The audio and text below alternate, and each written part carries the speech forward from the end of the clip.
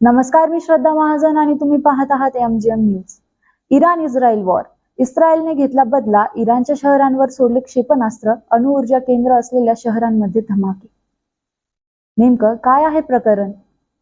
इस्रायलकडून सिरियाई इराणी वाणिज्य दूतावासा इमारतीवर हल्ला. त्यात रिव्होल्युशनरी गार्डच्या एका वरिष्ठ अधिकाऱ्यासह 12 जण ठार. त्याला बदला म्हणून इराणनेही केली कारवाई असे असल्याचे मानले जात आहे. इराण आणि इस्रायलमध्ये गेल्या आठवड्याभरापासून सुरू असलेल्या तणावानं शनिवारी रात्री हल्ल्याचं रूप घेतलं. 300हून अधिक क्षेपणास्त्र व ड्रोनच्या सहाय्याने इराणने इस्रायलवर शनिवारी हल्ला चढवला, ज्यात किलर ड्रोन, बॅलिस्टिक क्षेपणास्त्रांचा समावेश होता. इस्रायलमध्ये अनेक शहरांमध्ये स्फोटांचा आवाज येत होता. इराणने दागलेली काही क्षेपणास्त्रे आणि ड्रोन इस्रायल सैन्याने आकाशात रोखली. इस्रायल, वेस्ट बँक आणि जॉर्डनच्या आकाशात स्फोट झालेले दिसले. इराणच्या रिव्होल्युशनरी गार्ड्सनी इस्रायलवर हल्ला केला असल्याचा वृत्ताला रविवारी पहाटे तिजोरा दिला. इस्रायल गाजपट्टीत मागील 6 महिन्यांपासून हमास विरुद्ध युद्ध. इराण आणि इस्रायल युद्धात भारतावर काय परिणाम होतील? इराण आणि इस्रायलमधील वाढलेला तणाव काळजी वाढवणारा आहेच. एकीकडे भारतासोबत अनेक देशांनी इराणचा निषेध केला आहे, तर दुसरीकडे दोन्ही देशांना भारताने संयम बाळगायचा, जरा तणाव कमी करण्याचं आवाहन दिले आहे. सध्या इस्रायलमध्ये सुमारे 18,000 भारतीय आहेत, तर इराणमध्ये 5 ते 10,000. या भागांमध्ये असलेली नागरिकांची सुरक्षितता हा भारतासाठी तातडीचा मुद्दा आहे. आता जो सध्या इराण इस्रायल वॉर सुरू आहे, त्याच्याबद्दल तुम्हाला काय वाटतं की जगावर त्याचा काय परिणाम होईल? यस, बरोबर आहे. मोस्टली लोकांना असं वाटतं की याचा फरक जे आहे म्हणजे आपल्यावर काय पडत असणार, आपण तितक्या लांब आहोत, तिकडे इराण झालं, इस्रायल झाले, ते भांडण करतायत, आपल्या भारतावर काय. पण मला तरी असं वाटतं की सगळ्यात जास्त जगावर परिणाम होत आहे तर तो इकॉनॉमिकली होत आहे, म्हणजे आर्थिकदृष्ट्या होत आहे. आणि दुसरा, लोकांची मेंटल स्टेट बिघडतीये. इकॉनॉमिकली अशा प्रकारे आपण म्हणू शकतो की सगळं जग, आपण माहिती, स्टॉक मार्केट किंवा इम्पोर्ट एक्सपोर्टवर मोस्टली कायम आहे. इंडिया इराणकडून अरबो रुपयांची एक्सपोर्टिंग करतो. इस्रायल करून सुद्धा अरबो रुपयांची एक्सपोर्टिंग होते, इम्पोर्टिंग सुद्धा होते. आता जर आपण म्हणू की जर हे वॉर सुरू आहे, तर वॉर सुरू असल्यामुळे ती इम्पोर्ट एक्सपोर्ट पण थांबावं लागणार. इम्पोर्ट एक्सपोर्ट थांबला तर इंडियावर जो इकॉनॉमिकली प्रेशर असतं ते जास्त ऑब्व्हियसली वाढणार. आणि त्यामुळे इकॉनॉमिकली सुद्धा भारताची डेव्हलपमेंट थांबू शकते. कारण जर पैसाच नाही आला, तुमचा मालच नाही विकला गेला, तर जे ऍक्च्युअली रॉ मटेरियल जिथून निघतात, फॉर एक्झाम्पल आपण फ्रूट एक्सपोर्ट करत आहोत इराणकडे किंवा इस्रायलकडे. सो जर समजा आता आपले जे शेतकरी आहेत, ते शेतकरी जो रॉ माल काढतायत तो विकला जाणार नाही आणि तो ऑब्व्हियसली इंडियामध्ये पडून राहील. त्याचे भाव कमी होतील. भाव कमी झाले तर ज्यांनी ज्या भावामध्ये ती विकायला पाहिजे ते न विकता त्याचा अजून भाव कमी होईल, म्हणजे गरीब अजून गरीब होत जाईल. ही सगळ्यात मोठी इकॉनॉमिकली, आणि स्टॉक सुद्धा पडतील. लाखो लोक इन्व्हेस्टिंग करतात स्टॉक मार्केटमध्ये. ऑब्व्हियसली वॉर सुरू आहे तर स्टॉक खाली पडतील आणि त्यामुळे सुद्धा डेव्हलपमेंट थांबू शकते. अजून दुसरी गोष्ट, मेंटली कसं काय लोक याचा परिणाम होत आहे, तर आता एक WHO रिपोर्ट आहे की 59 देशांमध्ये 28.2 करोड लोकांमध्ये हंगर सुरू आहे. एकतर 2 गोष्टी आहे, नॅशनल डिझास्टर आणि ही वॉर सिच्युएशन. सध्या करंटली वॉर सिच्युएशन तिथे जास्त वाढली आहे. मग ती इस्रायल पॅलेस्टाईन असो, इस्रायल ऑलरेडी त्याच्यामध्ये इन्व्हॉल्व्ह होता. आता इराण इस्रायल झालं, याच्या आधी अजून 1-2 ठिकाणी वॉर सुरू होते. रशिया युक्रेनमध्ये वॉर सुरू आहेत. आपले सुद्धा काही कोल्ड वॉर सुरू आहेत चायनासोबत, पाकिस्तानसोबत. सो ऑलरेडी इतकं आहे आणि त्यामुळे हंगर स्ट्राईक जी आहे ती 28.2 करोड लोक उपासमारीचा सामना करत आहेत. म्हणजे त्या देशांमध्ये तिथले मुलं सुद्धा त्यांना जेवायला भेटत नाहीये, एक टाइमचं जेवायला भेटत नाहीये. आणि सगळ्यात वाईट गोष्ट ही, फॉर एक्झाम्पल आताची गोष्ट आहे की पॅलेस्टाईनमध्ये आता एक रिपोर्ट निघाला, 2.7 करोड लोक जे आहेत तिथल्या लोकांना खायला नाहीये. सो एक समिती तिथल्या लोकांना खाणं पुरवठा करत होती. सो इस्रायलनं काय केलं, ती जी समिती आहे तर तो माल घेऊन येत असताना त्यांच्यावर हमला करून दिला.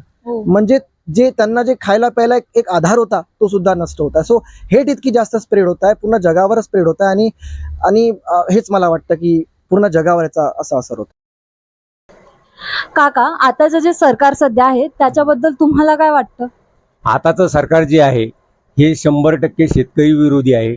यांनी त्यांच्या शेतकऱ्यांना जो पण माल त्यांना घ्यावा लागतो, खत असेल, बी असेल, बियाणं काय जे असेल शेतीला लागणार आहे, या सर्व गोष्टीवर एवढी GST लावून त्यांचे सर्व ते वापसच घेत आहे. आणि शेतमालाला भाव नाही आहे. शेतकरी आज देशोधडीला लागलाय, आत्महत्या करतोय. आणि यांनी सांगितलं होतं की आम्ही शेतमालाचे भाव दुप्पट करणार. दुप्पट तर झालेच नाही, पण उलट त्यांच्या ज्या रासायनिक खत असतील, बी भरण असेल, याच्यावर GST लावून शेतकऱ्यांना फक्त लुटलेलं आहे. त्यामुळे या सरकारवर शेतकऱ्याचा बिलकुल भरोसा नाही. त्यामुळे या सरकारला आता कुठलाही शेतकरी मतदान करणार नाही. आणि आता तुम्ही जेव्हा मतदान करसाल तर ते कशाच्या आधारावर करसाल, म्हणजे येणाऱ्या सरकारकडून तुमच्या अपेक्षा नेमक्या काय? आमच्या अपेक्षा ह्याच आहेत की शेतकऱ्याचे जे धोरण आहे ते थोडं व्यवस्थित राबवलं गेलं पाहिजे. शेतकऱ्याच्या खतावरचं, बियाण्यावरचं GST उठली पाहिजे. त्यांचं शेतमालाचं जे बाहेर निर्यात करावं लागते ही बंदी उठवली पाहिजे. शेतकऱ्यांना प्राधान्य दिलं पाहिजे. आणि जे येणार सरकार जे असेल ते 100% बहुतेक त्यांच्या अनुसरून हे काम करतील. म्हणून आम्ही मशाल या चिन्हाला मतदान करणार आहे. उद्धव ठाकरेला. कारण उद्धव ठाकरेच्या काळात 2.5 वर्ष मुख्यमंत्री होते, तरी त्यांनी शेतकऱ्यासाठी खूप असे व्यवस्थित नीटनेटके निर्णय घेतलेले आहेत. शेतकऱ्याचं 2 लाखापर्यंत कर्ज माफ केलेलं आहे. आणि दुसरी गोष्ट म्हणजे कोरोना काळातही त्यांनी म्हणजे त्यांच्या परीनं होईल तेवढं एक महाराष्ट्राचं कुटुंब प्रमुख म्हणून त्यांनी सर्व महाराष्ट्र सांभाळला आहे. भलाही किती जण म्हणतात की त्यांनी घरातून हे केलं, फेसबुक ऑनलाईन येऊन त्यांनी सांगितलं, पण त्यावेळेची कंडिशनच अशी होती. ते जर जनतेत उतरतील तर त्यांच्यासोबत जास्त गराडा होईल. ते त्यांनी सर्वांना सांभाळून त्यांनी घरात बसून सर्वांना सांभाळलेलं आहे. त्यामुळे आम्हाला उद्धव ठाकरेचं ते सरकार होतं ते आम्हाला खूप छान होतं. नेक्स्ट इयर वोट करताना तुम्ही कशाच्या बेसिसवर वोट करणार आहे? ऑब्विसली त्यांचा आधी पास्टचं वर्क बघून ते काय काय करू शकता आणि त्यांनी काय काय केलेलं आहे एज्युकेशनसाठी, बाकी रेसिडेन्शियल डेव्हलपमेंटसाठी, ते बघूनच करेल. आणि जे आता नवं गव्हर्नमेंट येईल त्यांच्याकडनं तुमच्या काय एक्सपेक्टेशन्स आहेत? त्यांच्याकडनं आता तर जे मागच्या 10 वर्षाचे गव्हर्नमेंट होतं, मला तरी असं वाटतं तेच यायला पाहिजे.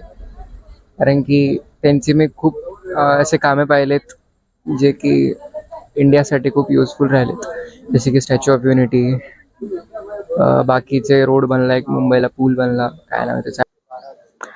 तुम्ही फर्स्ट टाइम वोटर आहात, तुम्ही कशाच्या आधारावर वोट करणार आहात? वोट तर मी या आधारावर करणार आहे की शहरामध्ये खूप सारे खासदार आतापर्यंत येऊन गेलेले, पण शहराचे जे मुख्य काही प्रश्न आहे, जे की नाल्याचे प्रश्न आहे आणि पाण्याचे प्रश्न आहे, हा कुणाकोणी आतापर्यंत सॉल्व्ह झालेला प्रश्न आहे. कुणाकोणी हा प्रश्न सॉल्व्ह झालेला नाही. त्याच्यामुळे जो काहीतरी नवीन चेहरा शहराला पाहिजे. अच्छा. आणि आता जे नवं गव्हर्नमेंट येईल त्यांच्याकडून तुमच्या काय अपेक्षा आहेत? ह्याच अपेक्षा आहे की शहराला अजून डेव्हलप करता आलं पाहिजे आणि पाण्याची टंचाई इकडे खूप आहे, ती कमी झाली पाहिजे अजून. शेतकऱ्यांसाठी, विद्यार्थ्यांसाठी काही? शेतकऱ्यांसाठी, विद्यार्थ्यांसाठी खूप सारे त्यांचे खूप सारे प्रश्न असे जे प्रलंबित आहेत, त्यांच्याही प्रश्नांचं निवारण व्हायला पाहिजे. थँक्यू. तुम्ही आतापर्यंत कशाच्या आधारावर मतदान करत आलेत किंवा इथून पुढे पण कोणत्या आधारावर मतदान करणार आहे?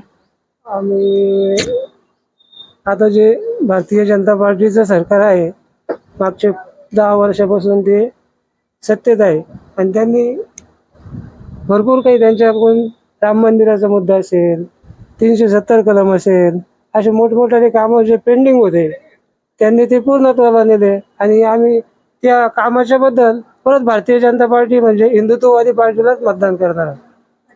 आणि मग आता जरी समजा भारतीय जनता पार्टी निवडून आली तर तुमच्याकडनं त्यांच्यासाठी काहीतरी नव्या अपेक्षा असतील का? त्यांनी आता त्यांच्या जाहीरनाम्यात प्रसिद्ध केलेले लोकसंख्या नियंत्रण कायदा, परत त्यांचा समान नागरी कायदा, हे 2 कायदे त्यांनी भारतात लागू करायला पाहिजे पुढच्या 5 वर्षात. बस हीच अपेक्षा आहे त्यांच्याकडून. थँक्यू. आता तुम्ही मतदान करताना कशाच्या आधारावर करणार आहात? विकास कामाच्या आधारावर समजा म्हणजे जसं रोड, लाईट आणि पाण्याची व्यवस्था चांगली पाहिजे त्याच्या आधारावर. अच्छा. आणि आता जे सरकार येईल त्या सरकारकडनं तुमच्या अपेक्षा काय आहेत? अपेक्षा हेच की विकास झाला पाहिजे जनतेचा आणि जनतेचा विकास होऊन समजा रोड व्यवस्थित झाले पाहिजे, गटार वगैरे साचले नाही पाहिजे, म्हणजे स्वतंत्र टॉयलेट बाथरूम झाले पाहिजे सार्वजनिक ठिकाणी. म्हणजे जसं काही एखादा सार्वजनिक ठिकाणी उत्सव असतो तिथे महिलांसाठी टॉयलेट बाथरूम राहत नाही किंवा मग त्यांना खूप मोठी तकलीफ करावी लागते, अशा ठिकाणी टॉयलेट तयार झाले पाहिजे, ती अपेक्षा आहे. आणि शेतकऱ्यांसाठी काही नवीन करण्याची अपेक्षा आहे का? शेतकऱ्याला कसं आहे, ज्या सरकारच्या अपेक्षा असतात, समजा ज्या सुविधा असतात ते प्रत्येक शेतकऱ्यापर्यंत पोहोचल्या पाहिजे. म्हणजे काही शेतकऱ्यापर्यंत ते पोहोचत नाही, म्हणून ते खूप अडचणीत येतात आणि आत्महत्या करतात. त्याच्यासाठी सरकारला ही योजना आहे की लवकरात लवकर त्यांना सुविधा भेटल्या पाहिजे आणि भ्रष्टाचार कमी झाला पाहिजे. ठीक आहे. तुम्ही यावेळेस मतदान करताना कशाच्या आधारावर मतदान केलं? विकासाच्या आधारावर मतदान करणार आहे आम्ही आता. कारण काय शेतीमालाला भाव नाही आहे. कारण शेतकऱ्याचं जे आतापर्यंत जे मागचा 2014ला सोयाबीनला 6,000 भाव होता, आता पण सध्या सोयाबीनचा 7-8 हजार भाव आहे. कमीत कमी आता मागच्या वेळेस जो 4,000 भाव होता, 5,000, आता कमीत कमी 10,000 भाव पाहिजे. पेट्रोलचे भाव त्यावेळेस 60 रुपये 70 रुपये लिटर होता, आता 110 रुपये लिटर झालेलं आहे. कारण शेतकऱ्याच्या बाजूने काहीच विकास नाही होऊ लागला ना. आणि शिक्षणाच्या बाबतीमध्ये जसं आता मुलांना शिक्षण फ्री पाहिजे, तसं आरोग्याची जी सेवा आहे, आरोग्य सेवा पण ही पूर्णपणे फ्री पाहिजे. हां. थँक्यू. तुम्ही आता फर्स्ट टाइम वोट करणार आहे, तुम्ही वोट कशाच्या बेसिसवर? आई गेस अगर मैं वोट करूँगी तो मैं चाहूँगी कि है ना हमारे एजुकेशन पॉलिसी में थोड़ा बहुत चेंज आए एंड सबसे ज़्यादा इम्पोर्टेंट है कि भी मेरी एजुकेशन कंप्लीट होती है. तो आई गेस अभी मुझे खुद स्टेबल होना चाहिए थोड़ा बहुत. मुझे मेरी फैमिली पे डिपेंड नहीं होना है. तो मैं प्रेफर करूँगी कि है ना हमारे हम जैसे जो यूथ है उनके लिए जॉब जितनी ज़्यादा प्रोवाइड की जा सकती है उतनी ज़्यादा की जाए. एक एक्सपीरियंस लेवल इस एज में आना चाहिए हर किसी को. तो अगर गवर्नमेंट हम लोगों को जॉब वगैरह ऑफर करती है तो बहुत अच्छा होगा. इवन नाउ डेज अगर देखा जाए तो एक और चीज़ हमें कॉन्सेंट्रेट करना चाहिए, फार्मर्स. वो अगर गवर्नमेंट फार्मर्स को थोड़ी सी हेल्प करते हैं, क्योंकि अभी जो जैसा क्लाइमेट हो रखा है तो उस क्लाइमेट में आई गेस फसल वगैरह उगाना बहुत ज़्यादा हार्ड है. पेस्टिसाइड्स वगैरह का बहुत ज़्यादा यूज़ होता है और बहुत सारी चीज़ें काफ़ी ज़्यादा गवर्नमेंट ने हेल्प कर दी है. इस वजह से फार्मर्स तो फार्मर्स बट इवन हम जो लोकल्स हैं, हम जो सिटीजन्स हैं, हमें भी काफ़ी ज़्यादा मुश्किल हो रही है. अगर अर्निंग सोर्स बेटर नहीं है तो हमारा जो है लिविंग जो है वो बहुत हार्ड हो जाता है. तो आई गेस या तो वो हम लोगों को समहाउ अर्निंग सोर्स प्रोवाइड करें या फिर हमारे जो कॉस्ट है, डेली कॉस्ट है, थोड़ा मिनिमाइज करें, क्योंकि आई गेस पॉसिबल नहीं है. बट स्टिल मैं चाहूँगी कि जितना ज़्यादा वो जॉब अभी प्रोवाइड कर सकते हैं उतना प्रोवाइड करें. एजुकेशन में भी मेरा मानना ये है कि है ना आजकल के जो एजुकेशन सिस्टम हो गया है वो पहले के एजुकेशन सिस्टम से कितना ज़्यादा डिफरेंट हो गया है. जो बेसिक जो प्रॉपर नॉलेज चाहिए लोगों को वो हमें मिल रही है. तो हमें थोड़ा बहुत हमारी एजुकेशन सिस्टम के अंदर चले जाना होगा. और इवन अभी एग्ज़ाम्स चल रहे हैं, स्टूडेंट्स इतनी प्रेशर के अंडर कर रहे हैं न्यू एजुकेशन पॉलिसी की वजह से. इतने ज़्यादा, अगर मेरा तो नहीं, मैं न्यू एजुकेशन पॉलिसी के अंडर नहीं आती, बट जो मेरे जूनियर्स हैं जो उसके अंडर आ रहे. तुम्ही आजपर्यंत मतदान करत आले ते कशाच्या आधारावर? विकास व्हावा आणि काही जे काम वगैरे जे पेंडिंग राहतात, सगळ्यात मेन म्हणजे बीजेपी आल्यापासून थोडं त्यांनी प्राइस वगैरे काही काही आयटमच्या वाढवल्या आहे, पण काही काही आयटमच्या कमी सुद्धा केल्या आहे. गरीब लोकांसाठी विकास खूप चांगला आहे बीजेपीचा. आणि मग आता जे पण सरकार येईल त्यांच्याकडून तुमच्या काय अपेक्षा असणार आहेत? त्यांनी अजून जे काही गोष्टी ज्या महाग आज झालेल्या आहे त्यांनी थोडं स्वस्त करावं आणि शिक्षण, बाकी शेतकरी वगैरे यांच्या शिक्षणासाठी तर पैशांचं सगळ्यात मेन प्रॉब्लेम आहे. तर शेतीसाठी पण सगळ्यात मोठा तोच प्रॉब्लेम आहे. पाऊस वगैरे पडला आणि त्यांचे नुकसान वगैरे होतात, कारण की परत त्यांना पीक वगैरे येण्यासाठी सगळं हे करावं लागतं. याच्यासाठी थोडं बीजेपीलाच आमचं जसं मतदान द्यायचं चालू आहे, बीजेपीत परत यावे. ओके. तुम्ही आजपर्यंत जे मतदान करत आले ते कशाच्या आधारावर? विकासाच्या आधारावर. आणि आता जे पण सरकार येईल त्यांच्याकडनं तुमच्या काय अपेक्षा असणार आहेत? अजून त्यांनी चांगला विकास करावा. आतापर्यंत जो विकास 60 वर्षात झाला नाही तो त्यांनी आता बीजेपी सरकारने 10 वर्षात केलेला आहे. अच्छा. आणि मग पुढेही तुमचं म्हणणं आहे की बीजेपी सरकारच आहे? मोदी सरकार फक्त. अच्छा, आणि पेट्रोलचे जे दर वाढले त्याच्याबद्दल? पेट्रोलचे दर तर हे वाढत राहणार, कारण मार्केटमध्ये कच्चा माल जे घेतो आपण तिकडे युद्धामुळे मग आपल्याला महागात पडतंय सध्या. हम्म. हे तर चालतच राहणार आहे, अप डाऊन त्याच्यात. ठीक आहे. राज्यातील तापमानाचा पारा वाढणार. चंद्रपूर तापले, यंदा उकाडा जरा जास्तच जाणवतोय. राज्यामध्ये पुढील 4 दिवस हवामान कोरडे राहण्याची शक्यता आहे. सोमवारी दिनांक 6 मराठवाड्यात हलक्या पावसाची शक्यता आहे. कोकण, मध्य महाराष्ट्र आणि मराठवाड्यात 3 आणि 4 मे रोजी काही भागात उष्णतेच्या लाटेचा इशारा दिला आहे. तर 4 आणि 5 मे रोजी विदर्भातील काही भागात उष्णतेच्या लाटा येतील असा अंदाज हवामान विभागाने दिला आहे. राज्यात चंद्रपूर येथे सर्वाधिक कमाल तापमान 43° नोंदवले गेले आहे. मध्य प्रदेशपासून विदर्भ, मराठवाडा ते दक्षिण कर्नाटकपर्यंत कमी दाबाचा पट्टा सक्रिय आहे. त्यामुळे राज्यात अशात ढगाळ हवामान असून उकाडा देखील वाढला आहे. येत्या 2 दिवसांमध्ये कमाल तापमानात वाढ होणार असल्याने उष्णतेची लाट येण्याची शक्यता आहे. येत्या 4 व 5 मे रोजी तापमानात वाढ होईल. राज्यातील सिंधुदुर्ग जिल्ह्यात रायगड, रत्नागिरी, सोलापूर, सांगली, लातूर, उस्मानाबाद, नांदेड, चंद्रपूर, अकोला भागात उष्णतेची लाट येईल असा अंदाज देण्यात आला आहे. 6 मे पासून उष्णता कमी होण्यास सुरुवात होईल असा अंदाज हवामानशास्त्रज्ञ डॉक्टर अनुपम कश्यपी यांनी दिला आहे. राज्यात विदर्भातील तापमानाचा पारा 40 पार गेलेला आहे. बुलढाणा, गोंदिया, नागपूर, यवतमाळचे तापमान 40च्या खाली नोंदवले गेले. हे जेवढं वाढतं तापमान आहे त्याचा तुम्हाला कशा प्रकारे त्रास होतो? मी शब्दात सांगू शकत नाहीये. नाही शब्दात सांगता येत नाही एवढं टेम्परेचर वाटतं. म्हणजे पहिले ज्यावेळेस उन्हाळा होता तर आम्ही लहानपणी खेळायचो, पण सध्याच्या असं आहे की उन्हात निघणं सुद्धा मुश्किल झालेलं आहे सध्याच्या घडीला. त्यात एक 10-15 मिनिटं जरी उन्हातून जाऊन आलं की चक्कर यायला लागते, डोळ्यापुढे अंधारे यायला लागतात. तर त्याच्यामुळं शक्यतो सकाळी 11 ते 4-5 वाजता घरात थांबा. तुमचे कामं जे आहेत सकाळी 10च्या आत उरकून घ्या, संध्याकाळी 5च्या नंतर करा. सगळ्यात जास्त पाणी पिणं, लिंबू पाणी घेणं, नारळ पाणी घेणं, पण थंड जेवढं घेता येईल तेवढं घेणं याच्यावर बेस्ट उपाय आहे. आणि हे जे वाढतं तापमान आहे याच्या मागचं तुम्हाला असं कारण काय वाटतं की बाबा कोणत्या काय कारणामुळे हे तापमान अजून जास्त वाढत जातं? सगळ्यात महत्त्वाचं कारण म्हणजे सध्या जे प्रदूषण चालू आहे, जे वायू प्रदूषण असेल त्याच्यामुळे सगळ्यात जास्त झालेलं आहे. आणि ओझोनचा जो थर आहे तो त्याच्यामुळे ते एक लेअर निघून गेलेली आहे, त्याच्यामुळे तापमानचं प्रमाण जास्त वाढतंय. त्याच्यावर सगळ्यात जास्त झाडं लावायला पाहिजेत, हे करायला पाहिजे. पण आजकालचं राहिलं नाही, कारण डेव्हलपमेंटच्या नावाखाली, रोड तयार करण्याच्या नावाखाली झाडाची तोडच होती. आणि त्याच्यामुळं जी सावली तयार व्हायला पाहिजे ती होत नाहीये, किंवा जो थर व्हायला पाहिजे प्रदूषणामुळे तो ओझोनचा थर तर हे झालेलं आहे. थँक्यू. महाराष्ट्रातील काही भागात अवकाळी पावसाचा फटका बसला आहे, तर काही भागात उष्णतेच्या लाटेने नागरिक हैराण झाले आहेत. राज्यात सध्या संमिश्र वातावरण आहे.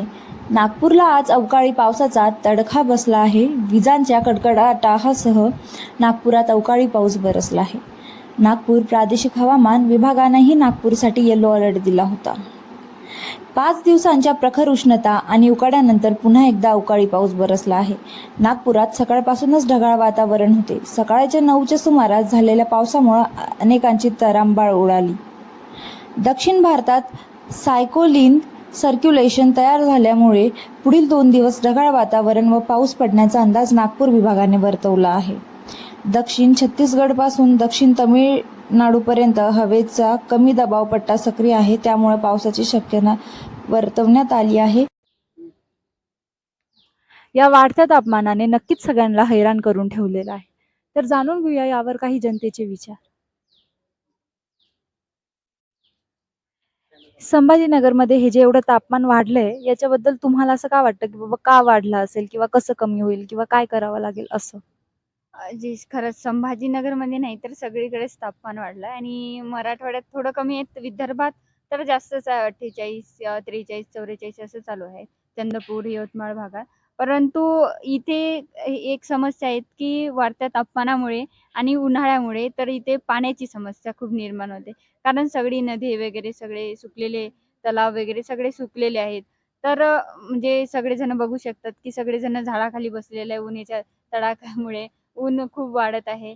तर याच्यावर काय उपाय होणार आहे? परंतु जे औद्योगिकरण आहे ना ते कमी केलं ना तर हे तापमान थोडं कमी होईल आणि झाडे वगैरे परिसरात लावले तर तापमान खरंच कमी होईल आणि थोडा आराम मिळेल की उष्णता कमी झाली बा शहरातली आणि पाण्याची पण समस्या कमी होऊन जाईल झाडं वगैरे लावली तर. तर असंच इच्छा आहेत की ते प्रत्येक वर्षी तोच गड्डा नको, त्या झाडात झाड लागलंच पाहिजे. अशी काहीतरी सरकारने करावे बस एवढी इच्छा आहे. लावलं. वाढत्या तापमानाने सगळ्यांना हैराण करून ठेवलेलं आहे. याची काळजी म्हणून आपण करायला पाहिजे ते म्हणजे पर्यावरणाचं संरक्षण. जिथे झाडे कमी असतील तिथे झाडे जास्त लावणं किंवा त्या झाडांना पाणीही घालणं आणि त्यांना वाढवणंही. आपली काळजी घेणं तसंच आपल्या कुटुंबांची पण काळजी घेणं, जेणेकरून आपल्याला ना ऊन जास्त लागेल ना तापमान जास्त वाटेल आणि याचा फायदा आपल्या पुढच्या पिढीला पण होईल. कोविशिल्ड लसीचे मानवी शरीरावर दुष्परिणाम होऊ शकतात. ॲस्ट्राझेनेकाने न्यायालयात प्रथमच दिली कबुली. महत्त्वाचे म्हणजे भारतात ॲस्ट्राझेनेका, ऑक्सफोर्ड विद्यापीठ आणि सिरम इन्स्टिट्यूट यांनी मिळून कोविशिल्ड ही लस तयार केली होती. त्यानंतर ही लस भारतासह जगभरातील नागरिकांना देण्यात आली होती. या याचिकेवर उत्तर देताना कोविशिल्ड लसीमुळे थ्रोम्बोसाइटोपेनिया सिंड्रोमची लक्षणे आढळू शकतात.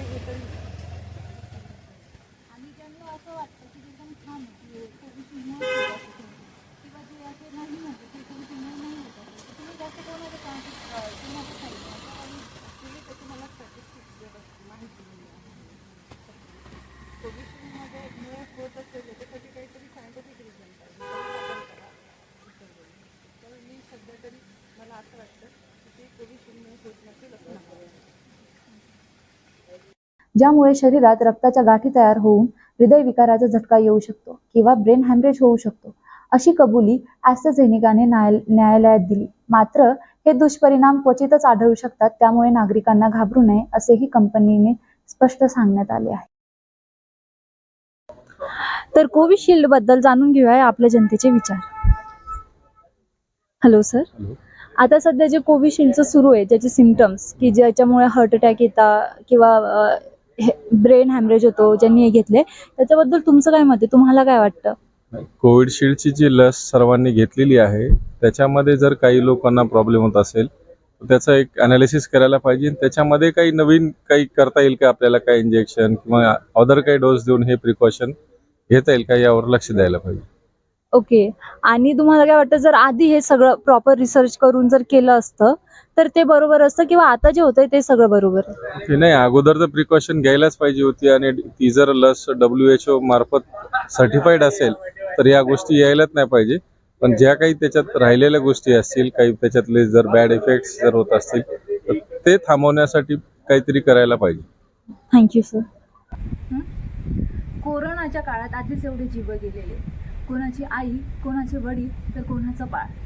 कित्येक सदस्यांनी त्यांच्या कुटुंबांनी तिथेच त्यांच्या सदस्यांच्या जीवापासून हात धुतलेले. पण आता परत कोविशिल्डमुळे कितीतरी जीव जाण्याची बातमी समोर आलेली आहे. थ्रोम्बोसाइटोसिस या एका व्हायरसमुळे त्याचे परिणाम होतात, ते म्हणजे हार्ट अटॅक येण्याचे, ब्रेन हॅमरेज होण्याचे. पण ह्या केसेस अतिशय दुर्मिळ आहे. म्हणजे करोडातून फक्त 6 जणांना आतापर्यंत आपल्या भारतात या केसेसला सामोरे जावं लागलेलं आहे. काही जणांचं असं म्हणणं आहे की हे कोविशिल्डमुळे होत नसेल, तर काही जणांचं म्हणणं आहे की हे कोविशिल्डमुळेच होतं. याच्याबद्दल अजून ठोस निर्णय तर पुढे आलेला नाहीये. बघू पुढे काय होतं. तर आपल्यासोबत जोडलेला आहे आता आपला एक प्रतिनिधी, फिजिओथेरपीच्या विद्यार्थिनी. तर जाणून घेऊया यांच्याकडून यांचं या कोविशिल्ड लसीवर काय मत आहे. हॅलो श्रुती. हा बोला. तुम्हाला काय वाटतं हे जे सध्या सुरू आहे ते सगळं कोविशिल्डच्या लसीमुळे सुरू असणार आहे का? ऍक्च्युली ही जी गोष्ट आहे ना ती UK मधून आलेली आहे. UKच्या हायकोर्ट मधून ही गोष्ट उभी राहिली की कोविशिल्ड वॅक्सिन घेतल्यामुळे ब्लड क्लॉट्स होत आहे किंवा लो प्लेटलेट काउंट होते आणि ब्लिडिंग होते ब्रेन मध्ये. आणि कुठं ना कुठं ही गोष्ट खरी आहे, कारण की याच्यानी एक रेअर साईड इफेक्ट होत आहे. याचं साईड इफेक्ट आहे पण हे रेअर आहे. ते साईड इफेक्ट काय आहे, ते TTS साईड इफेक्ट आहे. त्याच्याने ब्लड क्लॉट होत आहे, ब्रेन मध्ये ब्लिडिंग होती आणि प्लेटलेट काउंट लो आहे. सध्या भारतात तर त्याचे फक्त अराउंड 50 केसेस आहे. पण ही गोष्ट खरं म्हणता येईल असं सांगू शकते. अ, जी ही जी न्यूज निघाली आहे ना, ती कशामुळे झालंय हे, की जे कोविशिल्ड कोव्हॅक्सिन आहे ना, ती पहिली व्हॅक्सिन आहे जी खूप फास्ट बनवल्या गेली आहे कोविडमुळं. कोविडमध्ये जसं लोक खूप लवकर मरत होते. त्याच्यामुळे काही प्रिकॉशन्स न पाळता किंवा सेफ्टी गाईडलाईन्स न फॉलो करता ही व्हॅक्सिन बनवल्या गेली आहे. कारण की टाइम कमी होता, लोकांना वाचवणं गरजेचं होतं. म्हणून हे गाईडलाईन्स फॉलो न झाले. त्याच्यामुळे कदाचित आता हे साइड इफेक्ट्स आता बाहेर निघताय इतक्या वर्षानंतर. ओके. आणि तुम्हाला वाटतं रिसर्च सेंटरने ह्याच्यावरती आधीच जर एवढी रिसर्च केली असती तर आता हा टाइम आला असता का? हो. आता रिसर्च सेंटरनी जर आधीपासून 5-6 वर्ष आधीपासून ही व्हॅक्सिन बनवणं चालू केलं असतं, त्याच्यावरती सगळे प्रॉपर रिसर्च झाले असते. सगळे गाईडलाईन्स फॉलो करून आधी प्राण्यांवर व्हॅक्सिन टेस्ट करून मग ही ह्युमन्सला दिली. तर जर व्हॅक्सिन बनवायला अजून जर वेळ घेतला असता सायंटिस्टनी तर नक्की हे सगळे गाईडलाईन्स फॉलो करून करता आलं असतं सगळं. म्हणजे प्राण्यांवर टेस्ट करून किंवा सगळे साइड इफेक्ट्स सुधारून मग ही व्हॅक्सिन ह्युमन्सला दिल्या गेली असती. मग त्याच्यानी हे साइड इफेक्ट्स आता नसते आले पुढं. ओके. थँक्यू. वेलकम.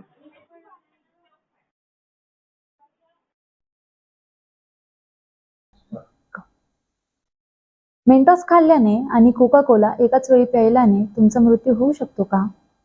नाही, ही एक शहरी मिथक आहे. हे खरं आहे की कोका कोलाच्या बाटलीत मेंटॉस टाकल्याने बाटलीतून सोड्याचं प्रभावशाली कारंजे बाहेर पडेल. खरं तर कार्बोनेटेड पाणी, स्पार्कलिंग वाईन आणि इतर सॉफ्ट ड्रिंकचे समान परिणाम होतील. तसंच कोका कोला प्यायल्यानंतर मेंटॉस खाल्ल्याने तुम्हाला समान परिणाम होणार नाही. जेव्हा तुम्ही मेंटॉस आणि कोका कोला मिक्स करता तेव्हा तुम्हाला होणारा उद्रेक कॅन्डीच्या खडबडीत कोटिंगमुळे होतो, ज्यामुळे कार्बोनेटेड शीतपेयामध्ये ठेवल्यावर पृष्ठभागावर बरेच बुडबुडे वेगाने तयार होतात. पण लेप खाल्ल्याचं क्षणी विरघळायला लागतो, त्यामुळे तुमच्या पोटात समान प्रतिक्रिया येणार नाही. मेंटॉस सोड्यापेक्षा जड आहे, म्हणून ते तळापासून वरपर्यंत CO2 बरोबर गोंधळ करते. वरच्या थरांना गर्दी करते, ज्यामुळे वायू त्वरित बाहेर पडून द्रव बाहेर फेकून देताना असंतुलन निर्माण होते. दूषित अन्न खाल्ल्याने अनेकदा अन्न विषबाधा होते. अन्न विविध कारणामुळे दूषित होऊ शकते. अन्नामध्ये असलेले जंतू शरीरात जातात आणि समस्या निर्माण करतात. अन्न विषबाधेचे पहिले आणि मुख्य लक्षण म्हणजे पोटदुखी, मळमळ आणि कपाळावर जास्त घाम येणे. ही 3 लक्षणे एकत्र दिसतात. यानंतर जुलाब आणि उलटी होण्याचा त्रास सुरू होतो. अनेकदा लोक अन्न विषबाधा आणि फ्लूच्या लक्षणांमध्ये गोंधळून जातात. पण या दोघांच्या लक्षणांमधील मुख्य फरक म्हणजे अन्न विषबाधा झाल्यास सुरुवातीलाच खूप घाम येतो. फूड पॉयझनिंगवर घरगुती उपायांनी औषध घेता आराम मिळू शकतो. एका अस्वस्थकर आहार आपल्या आरोग्यासाठी खूप घातक ठरू शकतो. अनेक वेळा बाहेरचे खाल्ल्याने किंवा काही अस्वस्थकर आणि वाईट खाल्ल्याने फूड पॉयझनिंग समस्याही भेडसावते. हे जे सध्या फूड पॉयझनिंग सुरू आहे बाहेरचं खाल्ल्याने किंवा जास्त कोल्ड्रिंक्स पिल्याने, याच्याबद्दल तुम्हाला काय वाटतं की किती याच्याबद्दल आपण काय प्रिव्हेंट करायला पाहिजे, कसं प्रिव्हेन्शन केलं पाहिजे? सध्या जर बघितलं ना तर सध्या उन्हाळ्याचे दिवस आहे, तर त्यामुळे काय होतं की आपण जास्त थंड घेण्याकडे जातो, जसं की कोल्ड ड्रिंक्स, माझा, जे की मार्केटमध्ये जे नवीन नवीन प्रोडक्ट आणतात. पण कुठेतरी ह्या कंपनीचं प्रोडक्ट विकण्यामागे त्यांचा फायदा असतो, त्यामुळे ते काही ना प्रमाणात तरी केमिकल मिक्स करतात. तर याच्यापासून आपण नेहमी थोडंफार तरी एक अंतर ठेवून राहिलं पाहिजे, घेतलं पाहिजे, पण त्याची लिमिट ठेवली पाहिजे कुठेतरी.